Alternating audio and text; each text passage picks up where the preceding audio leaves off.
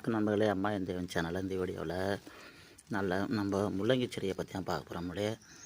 முள்ளங்கியில் உள்ள பயன்களை பற்றி தான் நம்ம பார்க்க போகிறோம். அதில் உள்ள சத்துக்களை பற்றி முதல்ல பார்ப்போம். நம்மளே வாங்க வீடியோக்குள்ளே போகலாம். வீடியோ போகிறதுக்கு முன்னாடி இந்த வீடியோ உங்களுக்கு பிடிச்சிருந்தால் லைக் பண்ணுங்கள், ஷேர் பண்ணுங்கள், கமெண்ட் பண்ணுங்கள். நம்ம சேனலை மறக்காமல் சப்ஸ்கிரைப் செய்து கொண்டு ஃபாலோ பண்ணுங்க. வாங்க வீடியோக்குள்ளே போகலாம்.